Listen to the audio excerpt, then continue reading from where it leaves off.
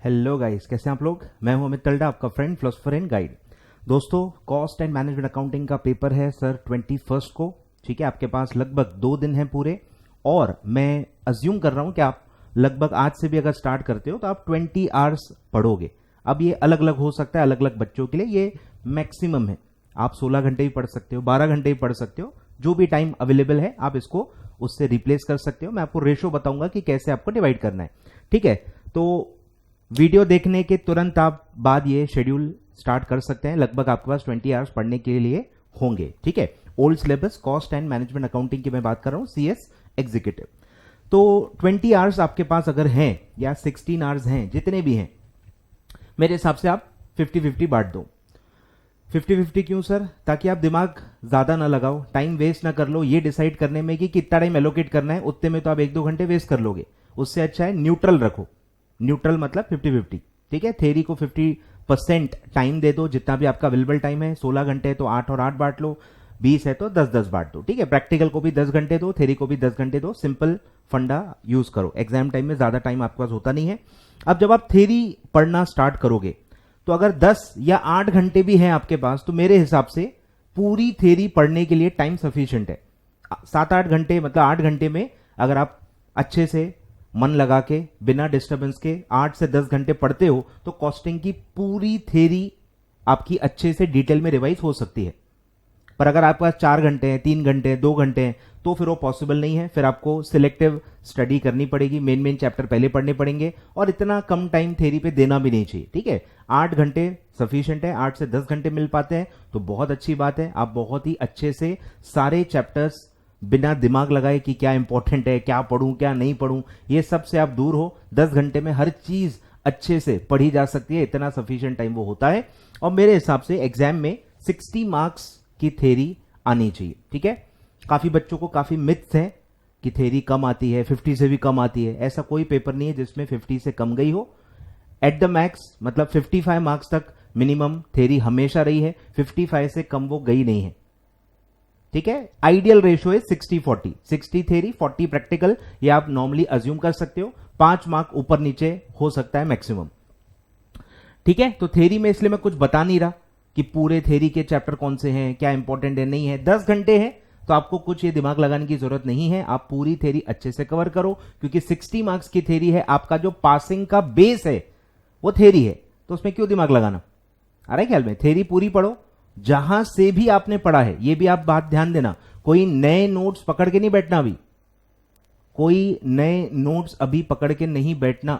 जिससे भी आप पढ़े हो, मॉड्यूल से पढ़े हो, मॉड्यूल से रिवाइज करो। अब उसका वो डिबेट नहीं कर सकते कि वो सही है कि गलत है। It's too late now. ठीक है, तो जहां से भी आप पढ़े हो, कोचिंग के नोट से पढ़े हो, कोई रेगुलर नोट से पढ़े हो, कोई ऑथर की बुक से पढ़े हो, मॉड्यूल से पढ़े हो, जहां से भी आप पढ़े हो वहीं से आप रिवाइज करो। जहां से आप अभी तक आपने रिवाइज किया है वहीं से आप अभी रिवाइज करो। ठीक है, 10 घंटे अभी आपको टाइमर सेट करना पड़ेगा, लिखना पड़ेगा।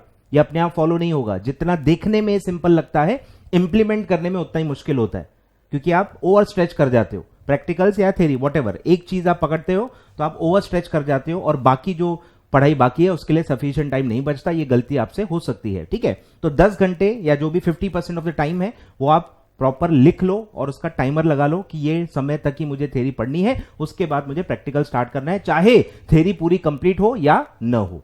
ये आपको ध्यान देना है। ठीक है, स्विच करके आगे बढ़ना है, नहीं तो प्रैक्टिकल्स फिर आप देख ही नहीं पाओगे, फिर आप कॉन्फिडेंट फील नहीं करोगे, और ये ब्लंडर नहीं होना चाहिए लास्ट डे पे। ठीक है, तो 10 घंटे या 8 घंटे जो भी है आप थ्योरी को दो, और सफिशिएंटली आप पूरी थ्योरी अच्छे से कवर कर सकते हो। ठीक है, फिर आते हैं प्रैक्टिकल्स पे। ठीक है, लगभग 40 मार्क्स का प्रैक्टिकल मेरे हिसाब से आता है। ठीक है, पासिंग थ्योरी से आ जाती है अगर उतनी एक्यूरेटली, उतने डेप्थ में आपकी थ्योरी की हुई है तो। बट मैं कभी रिकमेंड नहीं करता कि सिर्फ थ्योरी से आपकी पासिंग आ जाएगी। और कॉस्टिंग में सिर्फ पास होना भी क्यों है, कॉस्टिंग में तो 60 लाना है भाई। एग्रीगेट नहीं तो कैसे निकलेगी? कॉस्टिंग में ही आप 40 सोचोगे तो फिर आपकी एग्रीगेट नहीं निकलेगी। तो कॉस्टिंग तो 40 वाला सब्जेक्ट है ही नहीं सर, 60 वाला ही है। उसके लिए प्रैक्टिकल भी दमदार चाहिए। ठीक है, तो 10 घंटे आप प्रैक्टिकल दो। ठीक है, start with easy type of questions. ठीक है, बड़े बड़े लंबे लंबे क्वेश्चंस जो होते हैं, process costing, joint and by product costing, बड़े बड़े क्वेश्चन से स्टार्ट नहीं करना। आप डिमोटिवेट हो जाओगे, आपको लगेगा कि आपकी शायद पढ़ाई कुछ हुई नहीं है। Start with easy question, EOQ, EBQ, PV ratio, MOS, इतने बेसिक इतने इजी क्वेश्चन से आप स्टार्ट करो तो आपको कॉन्फिडेंस आएगा। और ये मैं बता रहा हूं 40 मार्क्स अगर आपका वेटेज होता है ना प्रैक्टिकल का, सिर्फ 10 क्वेश्चन ऐसे होते हैं जो थोड़े भारी होते हैं। भारी भी इन द सेंस कि वो या तो लेंदी होते हैं, पढ़ने में बहुत ज्यादा टाइम लगता है, सॉल्व करने में बहुत ज्यादा टाइम लग जाता है, होते इजी हैं। फिर कुछ होते हैं टफ जो आपने देखे ही नहीं है, कुछ तो आउट ऑफ बॉक्स इंस्टीट्यूट पूछ लेती है, पर ये सब मिला के 10 क्वेश्चन से ज्यादा नहीं होता।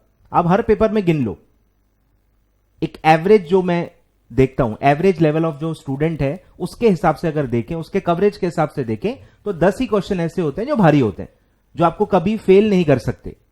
आप ओवर रिएक्ट कर जाते हो, 10 क्वेश्चन पे ज्यादा टाइम दे देते हो, 10 क्वेश्चन से डर के 90 क्वेश्चन में आप गलतियां कर जाते हो, तो ये मत करना। बैलेंस आपके माइंड को आपको करना है।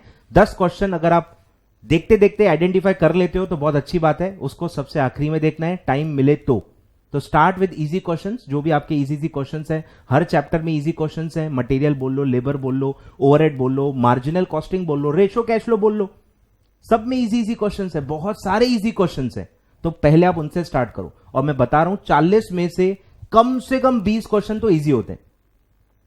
40 में से कम 20 क्वेश्चन एकदम बेसिक, एक एक स्टेप में जिसका आंसर आ जाता है, अगर आपको फॉर्मूला कंसेप्ट पता है, उस लेवल के आते हैं। मतलब 40 में से 20 तो आप ऐसे ही ले सकते हो, फालतू आप टेंशन लेते हो। तो 20 एकदम इजी आते हैं, 10 मीडियम आते हैं जिसमें थोड़े स्टेप्स होते हैं, जिसमें थोड़ा ट्विस्ट या टर्न्स होते हैं, और 10 थोड़े भारी होते हैं।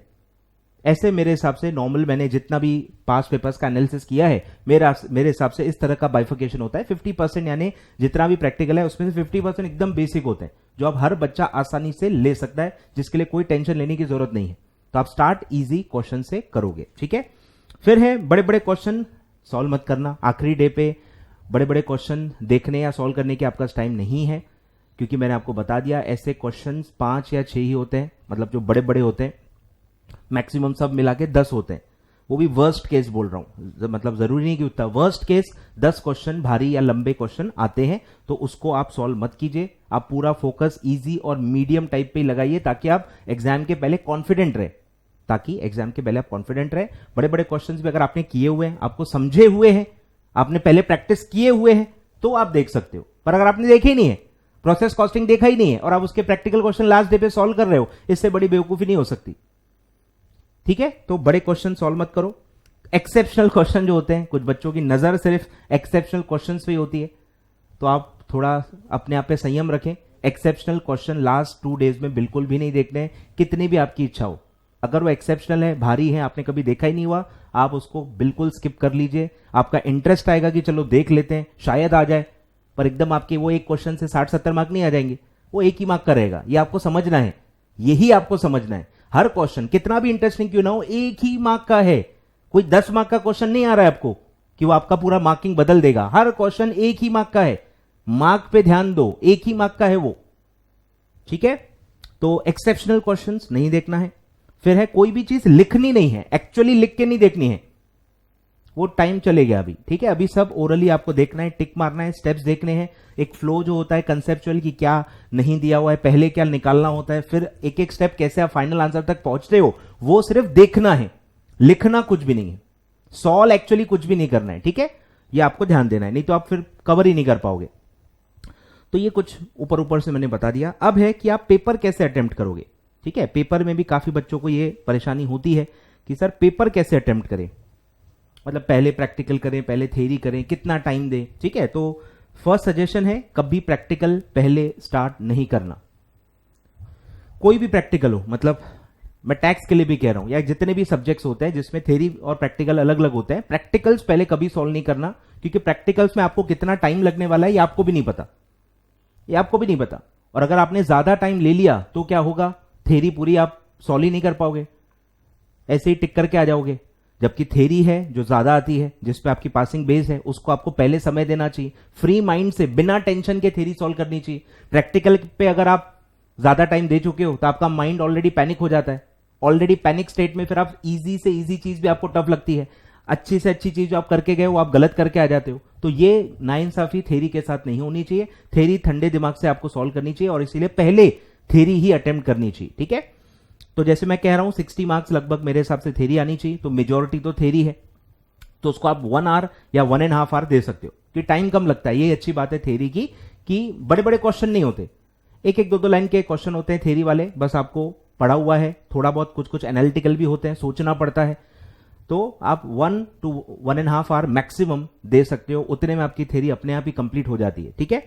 और फिर है थ्योरी क्वेश्चंस वही करो जो आपको पता है, मतलब जो नहीं आ रहे, क्लिक ही नहीं हो रहा, आपको लगता है आपने पढ़ा ही नहीं है, वो स्किप करो, वो स्किप करो, जबरदस्ती अभी टिक मत करो। वो आखिरी में आप जजमेंट लेना कि आपको वो करना है कि नहीं करना है, वो आखिरी का पूरा जजमेंट है। पेपर देने के पहले जो आखिरी के 10 मिनट होते हैं उसमें आप जजमेंट लो कि जो आपको नहीं आते उसमें टोले लगाने हैं या नहीं लगाने हैं। कितने क्वेश्चंस हैं ऐसे जो आपको नहीं जम रहे हैं, उस पर भी डिपेंड करता है, ठीक है। फिर है एक बार आपका थ्योरी पूरा हो गया, एक 1 रीडिंग में, एक 1 गो में 1.5 आवर में अगर आपका थ्योरी पूरा हो गया है, फिर आप निश्चिंत रहिए और आप थ्योरी मतलब हो गई है तो प्रैक्टिकल स्टार्ट कर सकते हो। फिर आपको टेंशन नहीं है क्योंकि आपकी पासिंग लगभग निकल चुकी है, थ्योरी से लगभग 30-35 मार्क्स तो आपका आ ही जाते हैं, तो बर्डन नहीं रहता प्रैक्टिकल सॉल्व करते वक्त, ठीक है। तो फिर आप प्रैक्टिकल स्टार्ट करो, उसमें भी सेम जो मैंने पढ़ते वक्त बताया था कि प्रैक्टिकल पहले छोटे छोटे सॉल्व करने, एकदम लंबे लंबे आधे पेज के जो क्वेश्चंस है वो पहले नहीं लेने, भले आपके पेपर में पहले दिए होंगे, ये बात ध्यान रखना है। सीक्वेंस में सॉल्व करने की कोई जरूरत नहीं है। पहला क्वेश्चन प्रोसेस कॉस्टिंग का आ गया आधे पन्ने का, लोग आधा घंटा उसी को दे रहे, नहीं सर पहला क्वेश्चन है ना, हम क्या करें। अरे ऐसा थोड़ी है कि पहला क्वेश्चन है तो पहले सॉल्व करना है, ये कहां के सदी में आप रह रहे हो। अरे भाई लंबा क्वेश्चन है, स्किप करो, स्किप करो, बिल्कुल स्किप करो, स्मार्टनेस है वो, बेवकूफी नहीं है। तो बड़े बड़े क्वेश्चंस पहले सॉल्व नहीं करने हैं, एकदम छोटे छोटे क्वेश्चन जो है, जो मैंने आपको बताया था ईओक्यू है, छोटे छोटे मतलब मैं लेंथ की बात नहीं कर रहा हूं कि जो एक ही स्टेप में सॉल्व हो जाए, जो एक ही फॉर्मूले पे बेस्ड हो, डायरेक्टली एक फॉर्मूले पे बेस्ड है, जो बहुत इजी है, जो आप फटाफट सॉल्व कर सकते हो, जिसमें आपकी गलती होने के चांस नहीं क्योंकि उस टाइप के क्वेश्चन आपने ऑलरेडी सॉल्व किए हुए हैं, वो वाले पहले करने हैं। उसको मैं स्मॉल प्रैक्टिकल्स कह रहा हूं, 1-2 लाइन वाले नहीं, ठीक है। तो इजी वाले स्मॉल जो छोटे छोटे एक ही स्टेप में जिनका आंसर आ जाता है, इतना जजमेंट आता ही है। सर हमको कैसे पता चलेगा? अरे भाई पढ़ाई की नहीं है क्या आपने? पढ़ाई नहीं की है, देख के समझ में आ जाता है, चैप्टर या वर्डिंग समझ के आ जाता है। प्रोसेस कॉस्टिंग का है तो इजी थोड़ी आएगा, अरे चैप्टर ही टफ है वो। इजी जो है, जैसे रेशो कैश फ्लो आपने पढ़ा होगा, तो रेशो के इजी चाहते हैं, रेशो के इतने टाइप के क्वेश्चन अवेलेबल हैं, मार्जिनल के इतने टाइप के क्वेश्चन अवेलेबल है कि आपने किए ही होंगे, तो आप एक्सपेक्ट कर सकते हो कि ठीक है अपने रेंज में है, अपन सॉल्व कर पाएंगे। ईओक्यू है, कितना घुमाएंगे, आपने बहुत सारे क्वेश्चन ईओक्यू के सॉल्व किए होंगे, आ रहा है ख्याल में, तो जजमेंट आ जाता है। पढ़ाई ढंग से की होगी, डिटेलिंग में की होगी, एनालिटिकल वे में की होगी, तो जजमेंट आ जाता है। नहीं आ रहा है मतलब आपकी प्रिपरेशन में कमी है, ऐसा एक इंडिकेशन आप उसको ले सकते हो, ठीक है। और एक बार आपके इजी क्वेश्चन हो गए, जो कि 20-25 तो कम से कम होते हैं, फिर आखिरी के 15 क्वेश्चन आपके देखना बचेंगे, 10 से 15 क्वेश्चन आपके बचेंगे जो आपको 1 गो में नहीं आ रहे, जो बड़े बड़े हैं, टफ लग रहे हैं, नहीं जम रहे हैं, वो वाले आखिरी 15 क्वेश्चन आपको बचेंगे, और वो फिर आप लास्ट में सॉल्व करो जितना आपके पास टाइम बचता है।